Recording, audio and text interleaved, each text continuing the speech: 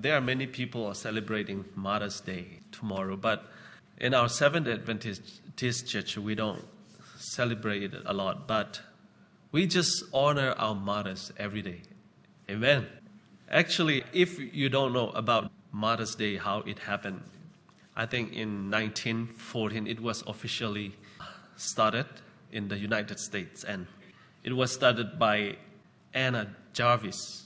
Now she started because she was impacted by her mother so much because her mother was so good. And one thing very strange is I read her story, and Anna was never married and she was never a mother, but her mother so impacted her life and she wanted to do something good to mothers. And so now it's been 108 or 10 years already, people celebrating.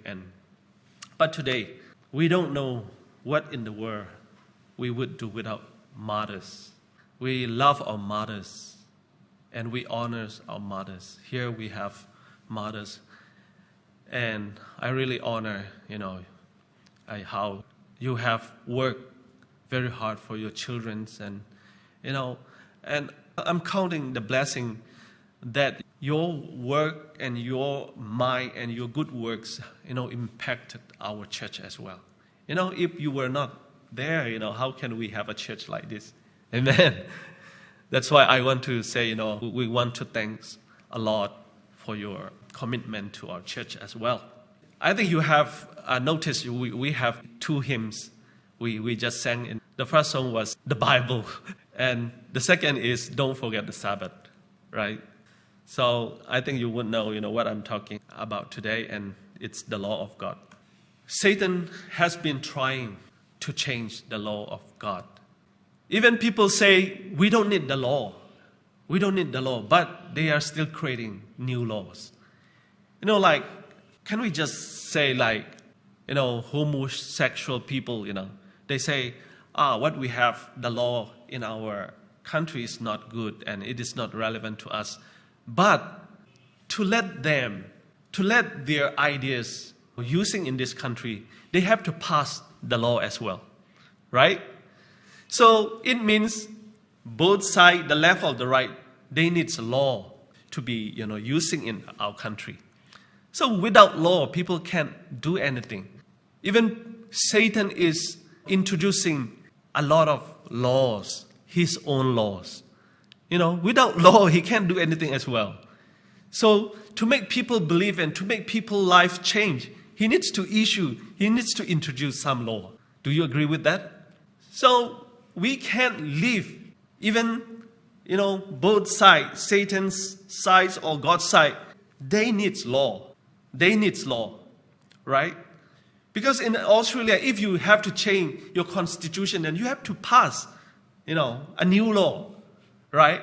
Now, some people are just introducing a new law, whether it is good for our church or not. They need to pass it to be the law of Australia.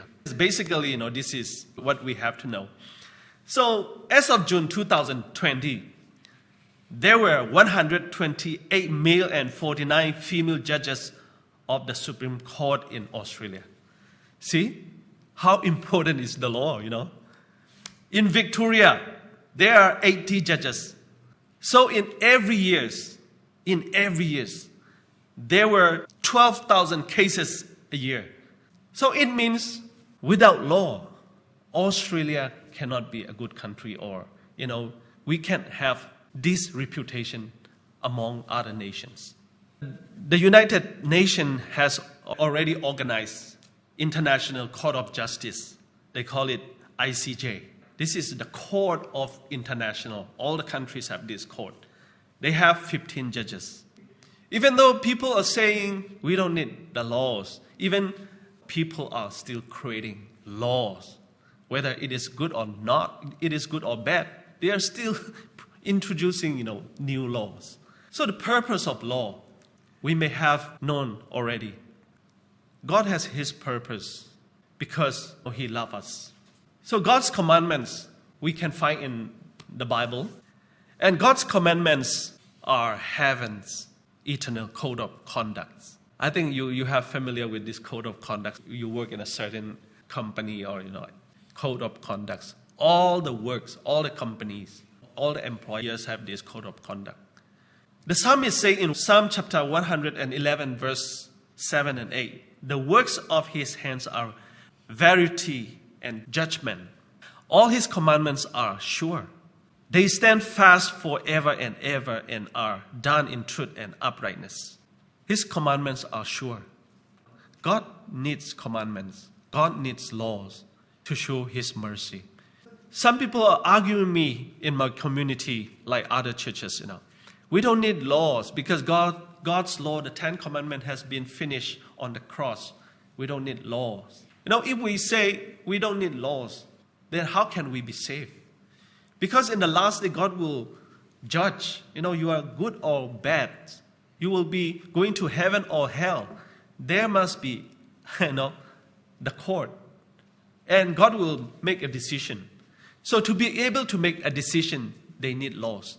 So, if somebody else have done a criminal case, then, to be able to be free from this case, he need judge, right? So he need to pass it, everything, and when the lawyer or when the judge say he is innocent, then you can be free.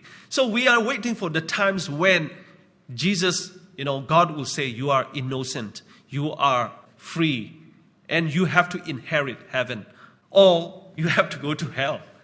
So it means there must be a judgment. So even though you have been doing good, you have been a good relationship with God, and if there is no judge, if there is no court, that the time when Jesus say you are innocent, you are not innocent, then even though you are a good person, how can you go to heaven? Right? That's why judgment is important, so that we can receive this freedom and we can be called innocent so that we can go to heaven. That's why God's laws are important. God's laws makes us free to inherit the kingdom of God. So God's law leads us to see our guilt and drives us to Jesus. If you look at what is happening in countries, even in Australia, the police, why we have police, right? Why we have military? Why we have the government? Why we have council, right? So if there is no police and if we have no laws in Victoria's, how can you live peacefully? How can you live this life? We need these people who protect our country. When somebody is breaking the laws of Victoria, then the police are catching them and they just bring it to the court.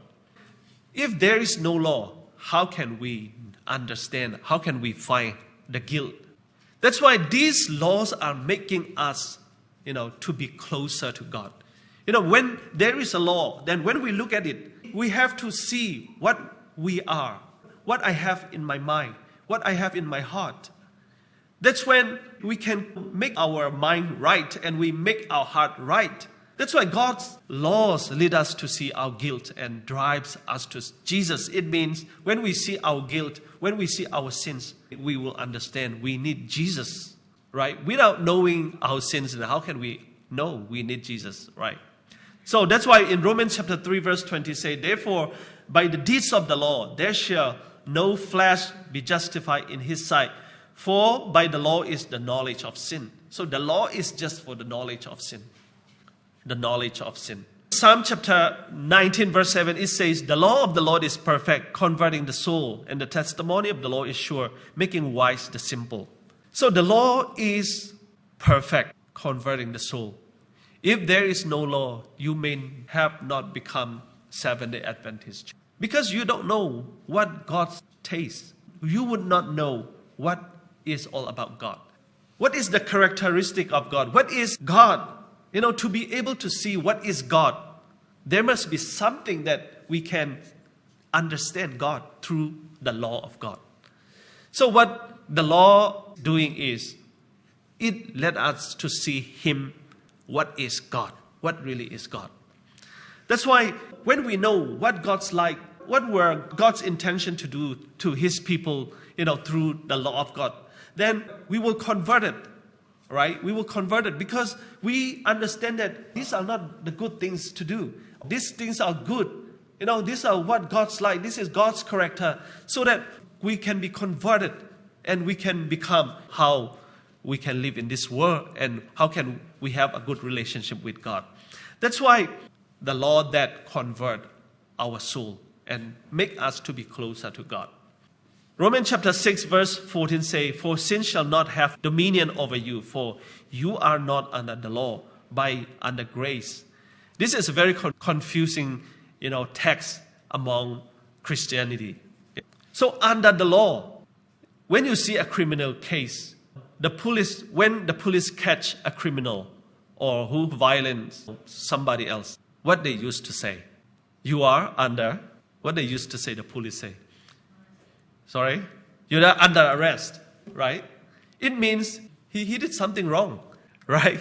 That's why, when God say, we are not under the law, it does not mean we don't need the law, right? It means we didn't do anything because we are righteous. Because of what? Because of God's mercy and grace. God makes us His children. That's why we are not under the law. We are not under the law as a means of salvation. Because salvation comes totally and always by grace. It means when we accepted Jesus Christ and He died for us and He washed away our sins, that's when we become righteous person. Even though we are not righteous, because of His grace and because of His blood, we have become a righteous person. We are supposed to be saved. Because God washed away all our sin, it means we are not under the law. Because we are free from the law.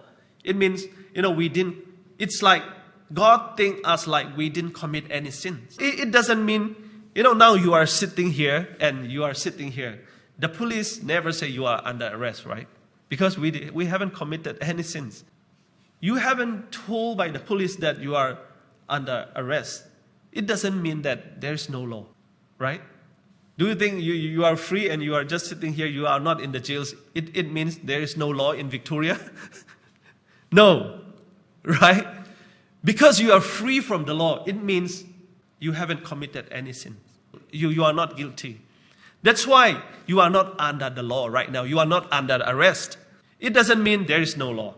The same thing in our Christianity, when God washed away our sin, our guilt, and we are not under the law because we are free, it doesn't mean there is no law. Because many people are thinking, we are not under the law. They think there is no more law. That's why we have this knowledge that God's love is always with us. It means we know, we understand there is God's law and we are just God's children and He pardoned all our sins. It means we are not supposed to do it again and again, right? Not to do it again and again. That's why Romans chapter 6 verse 14 say, "For sin shall not have dominion over you, for you are not under the law, but under grace." Because of that grace, we are not under the law. We are now under the grace. Romans chapter 6 verse 15 say, "What then shall we sin because we are not under the law?" Apostle Paul said very well with this verse. But under grace, God forbid. So then we are under the grace. There is so much grace. The grace is so much bigger than law. Then Paul asks a question. What then shall we sin? So then we have to commit sin again and again because we are not under the law. It says no. It says no. We are not supposed to do it because God's mercy and God's love is with us. And that's when we have this opportunity to do good things and to produce good fruits because we are under the grace. Under the grace means not to produce bad things, to produce good things, good fruits, under the grace.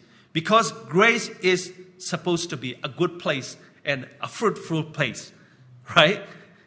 Not a criminal case, not violence. Because grace belongs to good. So if you are still under the law by flesh, then you are still at Satan's side. Because you are under arrest. Because you have committed sins. So we are not under the law today because we have become Christians. And we believe that Jesus is our Lord and Savior.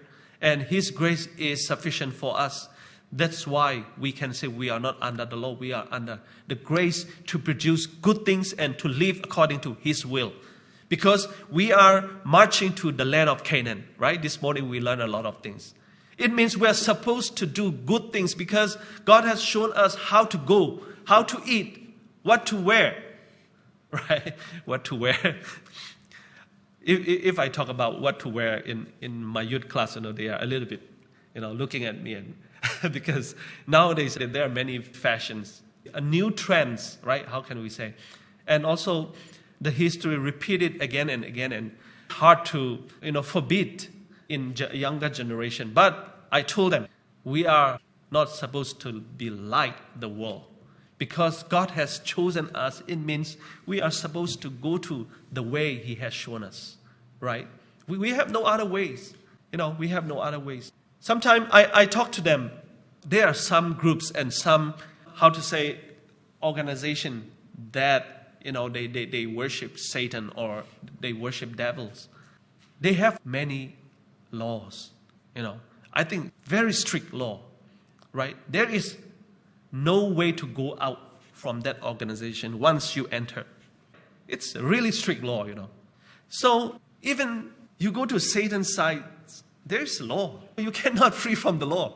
That's why Apostle Paul says, God's law is good. It makes us happy and joyful. But if you go to Satan's, there are still law. It will lead you to hell. It will lead you to the wrong ways. That's why which way you are going to choose. But one thing is, you cannot escape from laws, right? Whether you go to Satan or whether you are walking to, God, there are still laws. So which law you are going to obey? So sin is defined as breaking God's law. That's the Bible clearly say. So without law, you can't know what is sin. The police cannot catch somebody without knowing law. Because there are laws, like when you cross the red light, it means you break the laws. I'm ashamed to tell you that, I break traffic law last 2 months ago because my speed was over speed. So actually, I didn't know that, there was school zone and I supposed to drive 40 km, per hour. But I drive probably 55 or something, And the fine was 250 or something. I have to pay because I break the law, right? Because I know already if I live in Australia to obey traffic law, all the laws, if I don't pay, I am under the law because I'm under arrest, right? But when I pay, I'm under grace because I'm free from the law, and the police cannot come and collect the fines because I pay. That's why the payment, Jesus already paid for us. That's what the Bible is talking about. That's why we can say we are not under the law. We are under the grace. Because the price was very big. We can't pay. But I can still pay my traffic fines because it's 250. But, the price of our sin is way bigger than the traffic fines, Even our life cannot earn for our salvation. That's why Jesus died for us on the cross. The blood of Jesus is very precious, and only the blood of Jesus can save us. That's why we are free from the law. We are not under the arrest because God's grace is so much bigger than the law. That's why today we are saved through faith in Jesus Christ. Breaking God's law leads to separating from God. We understand sin makes us separated from God. Adam and Eve, before they committed sin, they could meet God face to face. They talk face to face. But when they committed sin, and it leads to separating from God, it brings to eternal death. In Romans chapter 6, verse 23, it's talked about very clear. That's why Isaiah chapter 59, verse 1 and 2 say, Behold, the Lord's hand is not shortened, that it cannot save, neither his ear heavy, that it cannot hear. But your iniquities have separated between you and your God, and your sins have hid his face from you, that he will not hear. Even though God commanded, when you eat this fruit, you will surely die. But God's mercy, God's grace was still there. That's why Isaiah well said about God's love, that God's hand is not shortened, that it cannot save, and neither his ear heavy, that it cannot hear. That's why God is always there for you, and he wants to hear from you. He wants to talk with you. That's why he gave us the Bible. Gave me the Bible. The Bible is God's love letter. When I first read my first love letter, I was so excited. I think everyone in this place were so excited. 20 years ago, we didn't have cell phone. We didn't have text message. So we have to write on the paper, and we have a nice envelope, So give it to someone I love. A person whom I love or whom I like, if they like me, they have to send me back a letter, a good letter, and with a nice envelope. And when I receive it, wow, I forgot everything, It was the best day in my life. The same thing, God gave us the Bible today. Love letter. You still excited to read God's love letter today? When I think it again and again, we are not so much in this love letter this day. Sometimes I have a busy schedule and I have no time to read like this.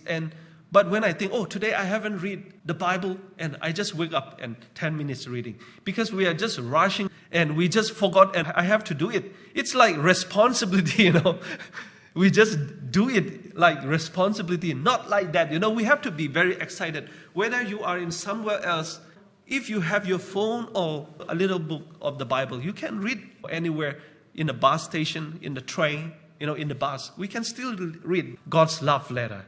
And it will give you, strength, and it will give you a new idea. One of the richest men in America, in my community, he was talking about the Bible. And someone interviewed him, and how did you become a millionaire in America? Because you come from Burma. He got a brand new sushi branch company. And he met Obama, and he got interviewed. And he said, I got all the ideas from the Bible. It was really amazed me. I have been a pastor's son, and I haven't got any idea to be a millionaire.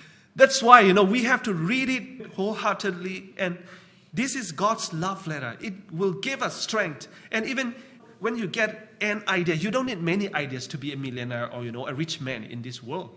Just one idea. If God gives you, your whole relatives and your whole community and even the whole SDA church can be rich, and we can go to all countries and doing mission. Our conference needs a lot of money to do missions. We need millionaires, more billionaires, right?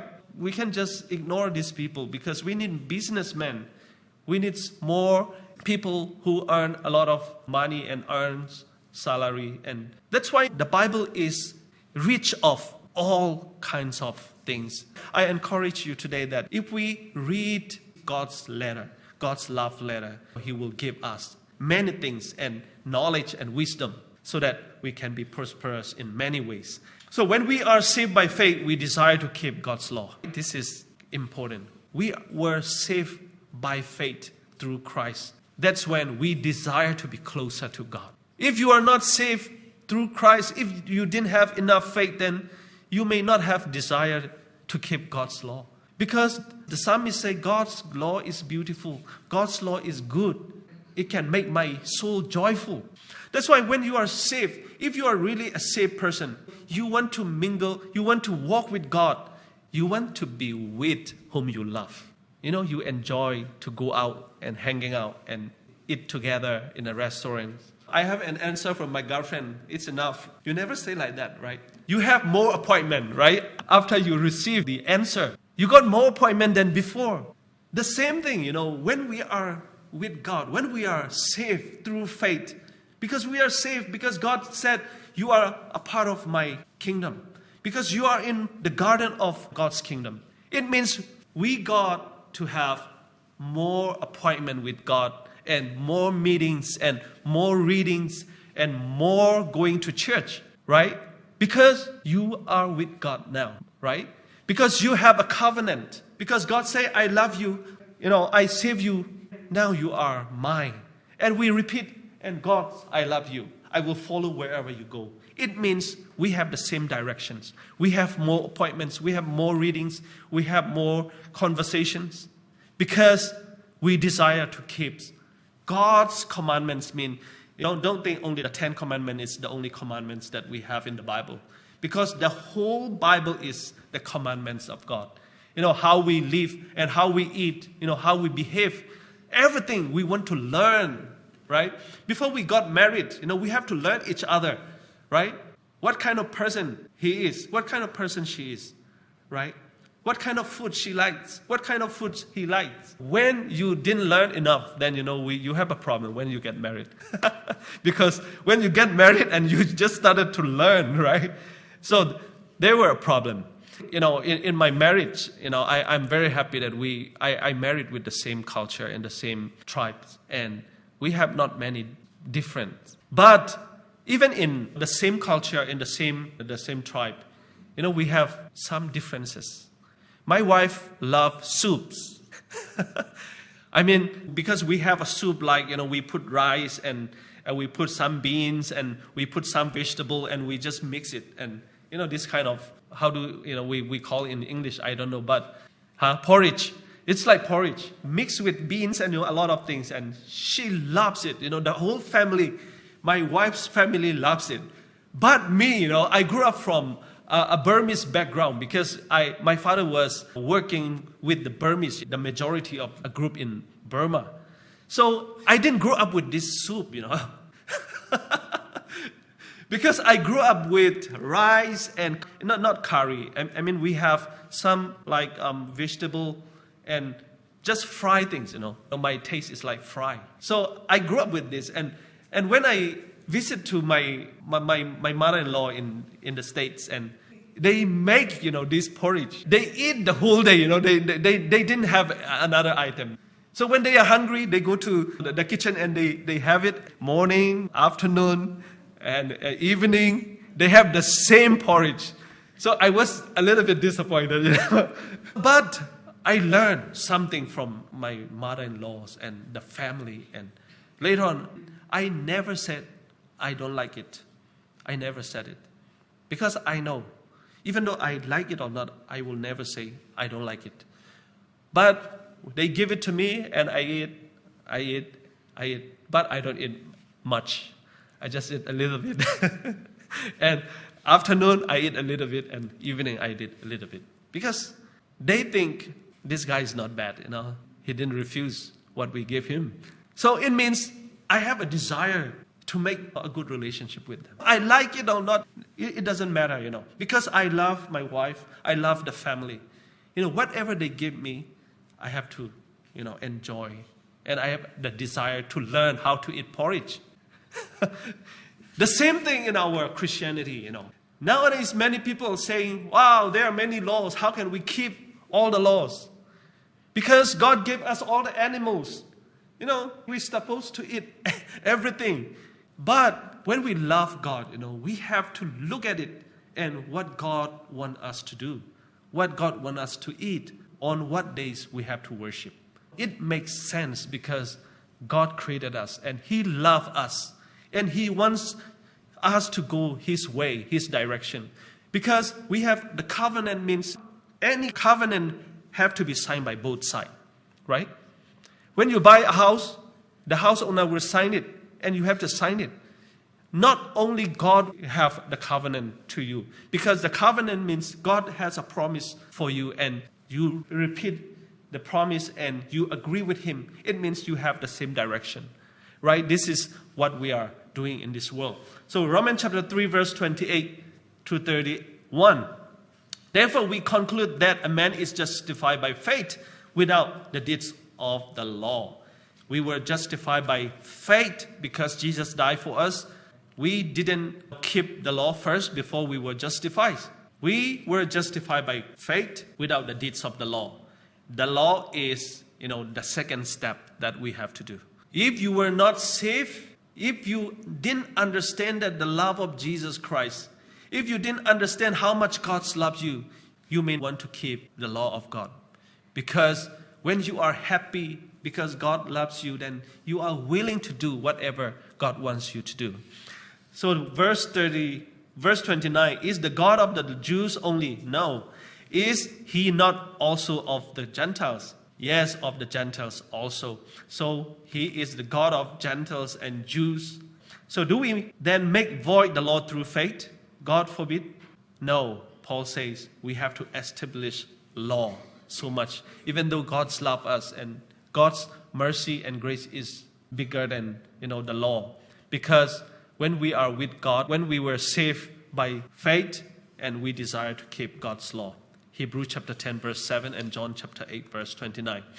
So love always leads to obedience. People are making the wrong understanding on obedience. One of my friend in other church, he always tell me that obeying God's law is difficult. He point at me and, have you kept all the commandments completely and holy? How about on the Sabbath day? Are you keeping the Sabbath exactly holy as the Bible says? You don't speak other things and you just focus on God's word? We can, right? Sometimes we are going and driving and we see something and we think something. And our mind is like this, in different direction. We cannot keep it holy as the Bible tells us. But the thing is, God only wants obedience, right? Obedience is, the main things. I can give you an example. You have two sons, probably 5-year-old and 7-year-old. You ask them to do something.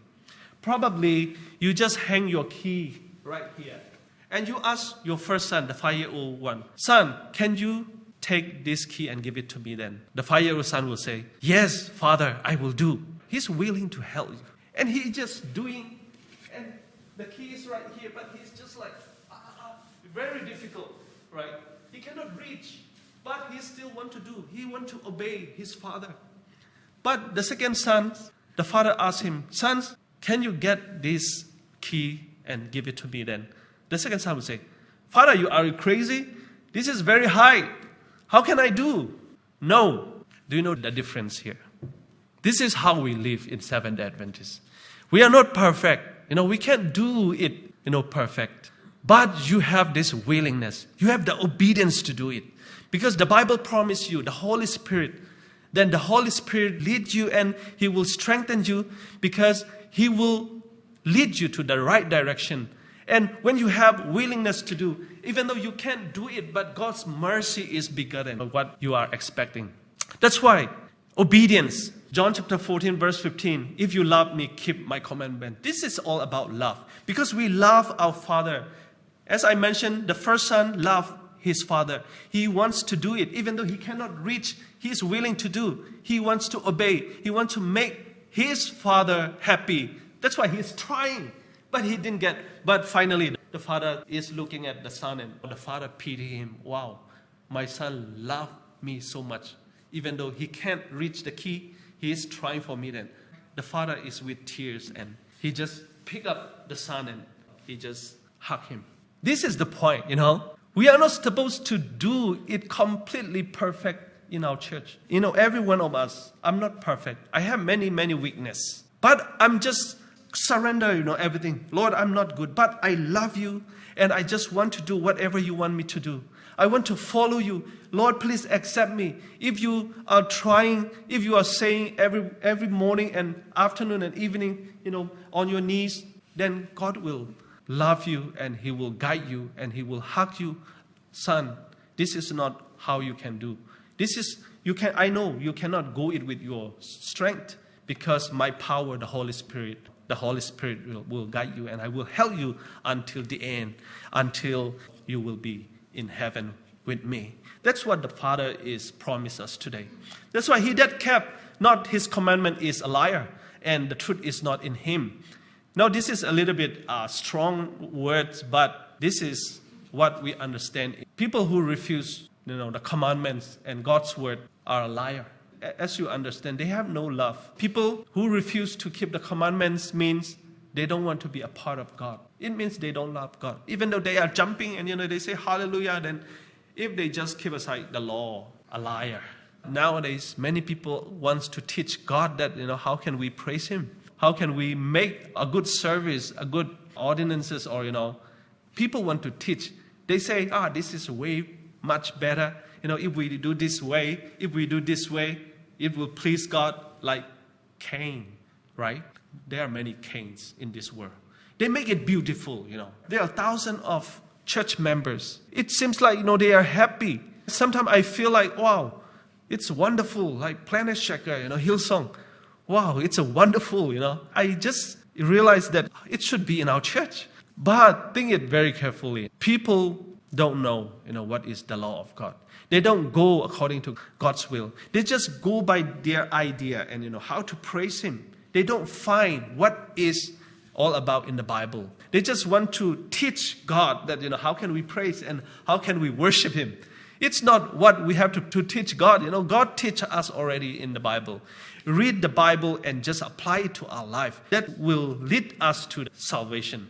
I will read a quotation from Ellen White. This is my last slide.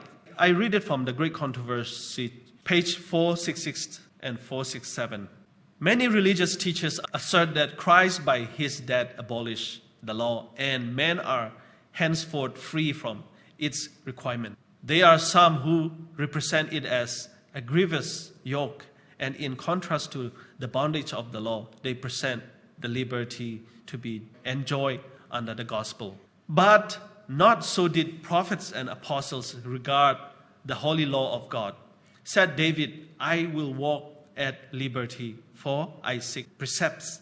David said, I will walk at liberty, for I seek my precepts. So the precepts, the law, have liberty. In Psalm chapter 119, verse 45. So the Apostle James, who wrote after the death of Christ, refers to the Decalogue as the royal law. And that the crucifixions pronounces a blessing upon them that do His commandments, that they may have right to the tree of life and may enter through the gates into the city. Found in Revelation chapter 22, verse 14, and James chapter 2, verse 8. And the final one. The law of God from its very nature is unchangeable. It is a revelation of the will and the character of its author.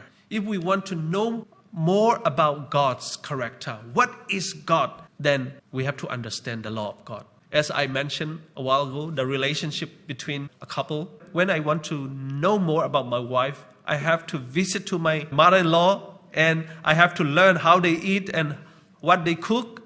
The same thing. If you want to know more about God, you have to learn and you have to know what are the characteristics of God. What are the precepts. So love is the fulfilling of the law. In Romans chapter 13, verse 10. The character of God is righteousness and truth. He is righteous and the truth. As such is the nature of His law. See, the nature of the law is God's righteousness and the truth.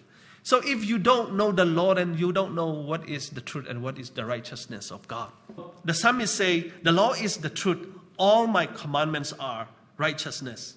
Psalm chapter 119 and 142 and 172. And Apostle Paul declares the law is holy and the commandment holy and just and good. Romans chapter 7 verse 12. Such a law being an expression of the mind and will of God. See, the expression of the mind and the will of God.